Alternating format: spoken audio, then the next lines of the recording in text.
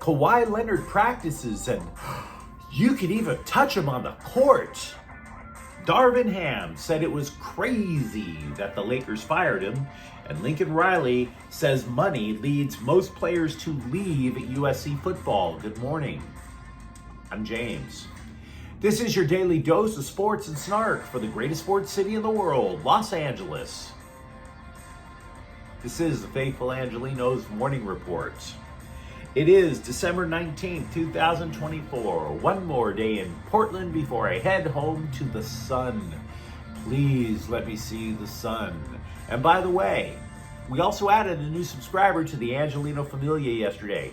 Thank you not only for getting in on the ground floor, but thank you for allowing me to pass 666 subscribers. It's scary looking at the number of the beast next to your picture on YouTube. Now, do you like being in the know about LA sports? Well, if you do, clickety clack the like button and clickety clack the subscribe button. There's a notification bell. Hit that. It'll let you know when we drop new content. Sharing is caring. Let people know we exist, and by all means comment. Now, before we go through the news and notes, a quick look at the scoreboard. USC 90, Cal State Northridge 69. Chibuzo Agbo led the Trojans with 23 points. USC is 8-4, but to be blunt, do we really trust that record a lot? Just asking. Meanwhile, today, Denver's at the Chargers at 5:15. This game is going to go a long way to determine how the AFC playoffs will be seeded. Going into last weekend, the Bolts were tied with other teams for the 5th seed. Then they lose their second consecutive game. They fall to 7th, and the Broncos leapfrog them into 6th. In simplest terms, this is going to be a battle of quarterbacks. Justin Herbert still dealing with an ankle injury. Bo Nix, meanwhile, he stunk up the joint for 3 quarters when they played the Chargers in Denver and then lit the Bolts up in the 4th with 2 touchdowns. So the question becomes, did Nix learn a lesson on how to approach that defense? Meanwhile, the Lakers are at Sacramento at 7, the Clippers are at Dallas at 5:30, and the Kings are at Philadelphia at 4:30. So let's get to the news. Hey everybody, you can touch Kawhi Leonard now. Now, to be clear, you shouldn't randomly touch him. That's kind of creepy. And by touch him, I don't mean it's like, I don't know, like if the spearmint rhino relaxed the rules on how you could treat the dancers in the private room. I'm not going there. But if you're on the Clippers, and if you happen to be setting a pick, and Kawhi Leonard runs into you, hey, all good. Maybe. The Clippers have removed the bubble, enveloping their franchise player. He now can take contact in 5-on-5 scrimmages. Moreover, he's boarding a plane. Big news for the Clippers. You can touch Kawhi Leonard if you're on the team, and he's going to board a plane to follow you guys around. Get back some of those valuable frequent flyer miles and hopefully sustain his invite to the airport lounges in the process. Glory be Kawhi Leonard. Now, Ty Lue said Leonard will fly with his teammates on the upcoming 3-game road trip. None of that means he's playing. Of course not. But he will be there. So the first game that Leonard could participate in with the Clippers would be at home after Christmas. Golden State's in town on December 27th. Darwin Ham. Not only does Darwin Ham believe that he shouldn't have been fired by the Lakers, he believes he was entitled to an extension. He told Andscape, which is, from the looks of it, it's some social justice warrior site for ESPN. He tells them, quote, "To do as well as I did, I swear to God, anywhere else, I'm probably looking at an extension with what I did." And I'm not talking about feelings. I'm talking actual facts. They go from not making it to the playoffs to the Final Four in the NBA, the conference finals, and then you win the in-season tournament, navigate through all the injuries, win both of your play-in games to make the playoffs. People always talk about us losing to Denver, but they never talk about how we got to Denver. We beat a kick-ass young squad in Memphis, and we beat Golden State, unquote. Okay. I got to be frank with you. This is the first time I've been truly disappointed in Darwin Ham. All this time we were told he was old school, a man's man, rugged. He should be the guy, the face of a roll of brawny paper, right? And this really sounds whiny. It's kind of like he was saying, I expected a box of chocolates and a bouquet of roses, and all I got was kicked in the nuts. That's what it sounds like to me. See, I don't know about you guys, right? But Christmas is the wrong time to complain about other men, to complain to other men about what you're getting under the tree. Don't you think? I mean, I don't know about you guys. I did all the shopping. I paid for everything. I know what I'm going to get. If I'm lucky, I'm going to get a card. So, sorry you lost your job and all that happened was getting another job. Cry me a river, coach. Now, don't get me wrong. I mean, it sounds whiny, but on the other hand, you can hear his logic and it kind of makes sense in a bubble. But here's the issue with that. Oh, if I coached anywhere else. You're not anywhere else. You were the coach of the Lakers, and you knew that when you took the job. Winning 2 play-in games, backing your ass into the playoffs, doesn't cut it for the Lakers, particularly when you have LeBron James and Anthony Davis. And by the way, you did coach LeBron James. If LeBron James does not buy what you're selling, you're effed. You knew that too. Several sources said Ham lost the locker room last year. Sorry you didn't get your extension, coach. At least you're not asking for food stamps. You have a job. Boy, don't I sound like I'm in the Christmas spirit. Guys, good morning. It is time for all of us to grab a bucket, all of us, and to bail water out of the SS Lincoln Riley.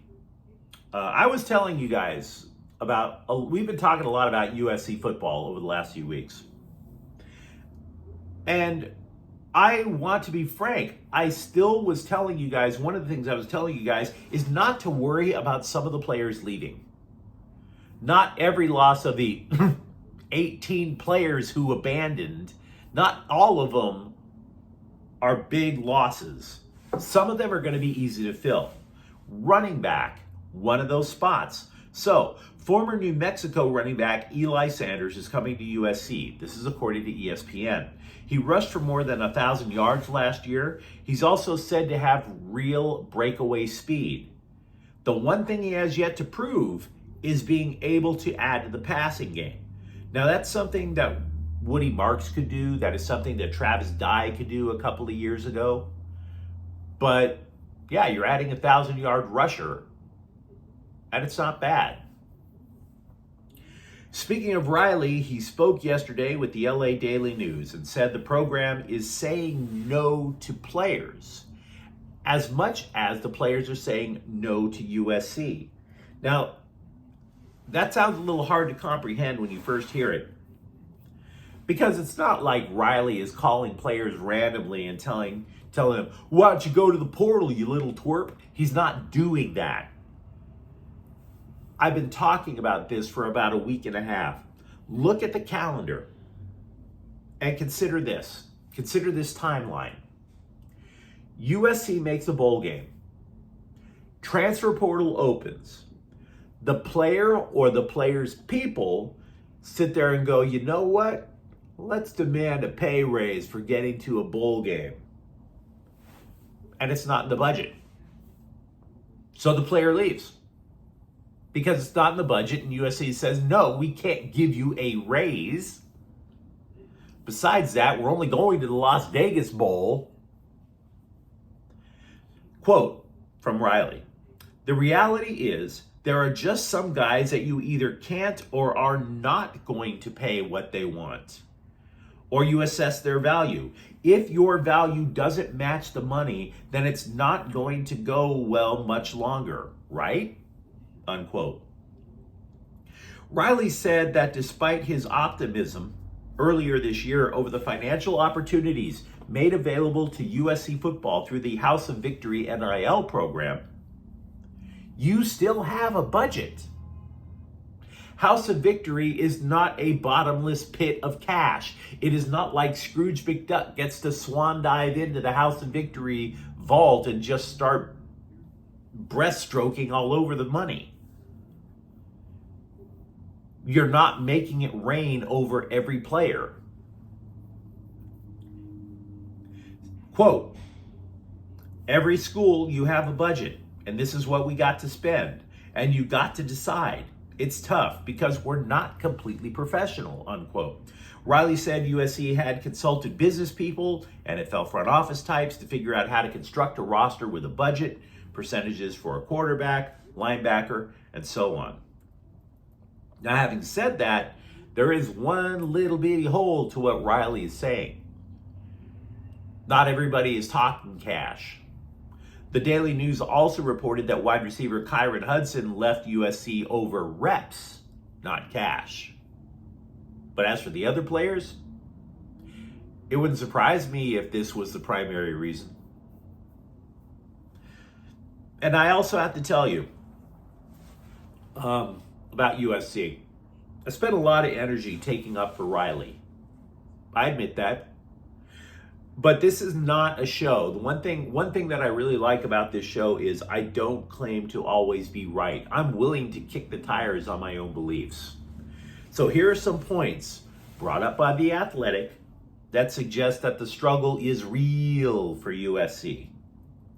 For example, 11 blue chip prospects have left the program in the last 3 years. 11. Also, Riley has attracted 5 five-star prospects, and he has a 0% success rate in keeping them. That's not good.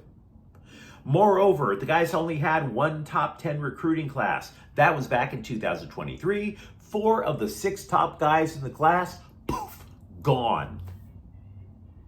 Also, until this offseason turns out, we don't know yet, obviously, you could argue to me, and pretty much be right, that USC's talent level has dropped steadily since Riley took over. Now, in terms of actual news for the Trojans, tight ends coach Zach Hansen has been promoted to offensive line coach.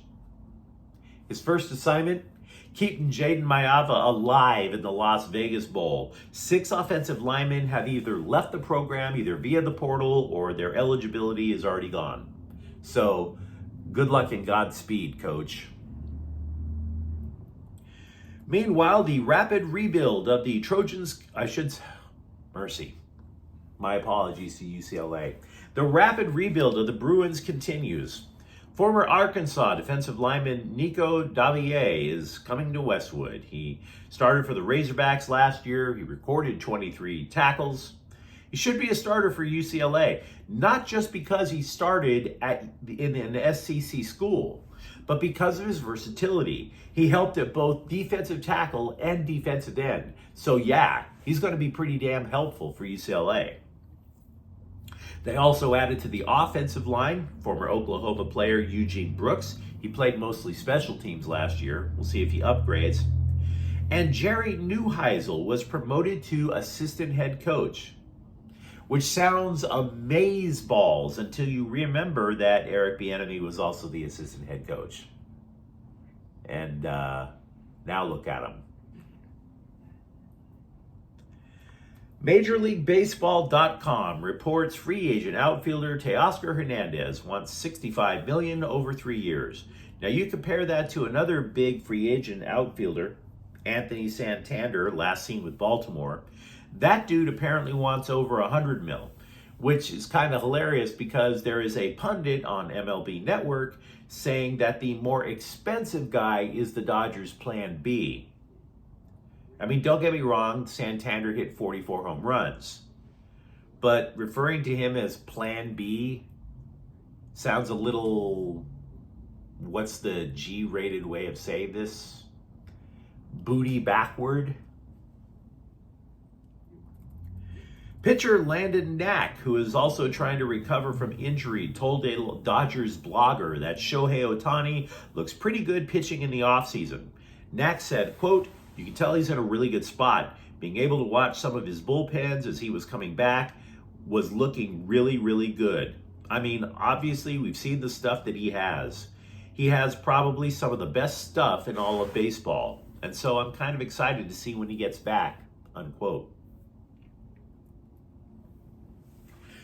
For once, we have an update about Sparks forward Cameron Brink that doesn't involve thirst trap picks. Sort of. She told that fine sports publication, People Magazine, quote, "I feel really good. I mean, I'm not close to being back, but that's fine. I'm very lucky, and there's not been many bumps in the road," unquote. Now, to recap, she tore her anterior cruciate ligament. Recovery time can take anywhere from 6 to 9 months. You look at it that way, she should be ready to start the next WNBA season. But I will say this, it's already been 6 months since she got hurt. She's still not playing competitive basketball, in her words. How do you define competitive basketball? I mean, I don't know. You tell me. Yeah, is Cameron Brink still going to be more about flaunting her abs and legs for social media likes, or when do we actually see her posting up? I'd love to hear the answer to that question, but according to her, she's not even close to being back. So, yeah, keep modeling, lady. But you let me know what you think in the comments thread. Talk to me about if you're a Clippers fan and excited that Kahwi Leonard is inching ever so close to getting back in a game. For that matter, Darwin Ham, man's man or whiner. And if you enjoy the content, don't forget to subscribe to Faithful Angelenos, because we talk LA sports here every single day. Thank you for watching. I'm James. We'll be back tomorrow. Faithful Angelenos is a Keon Cortel Queso production. Take care.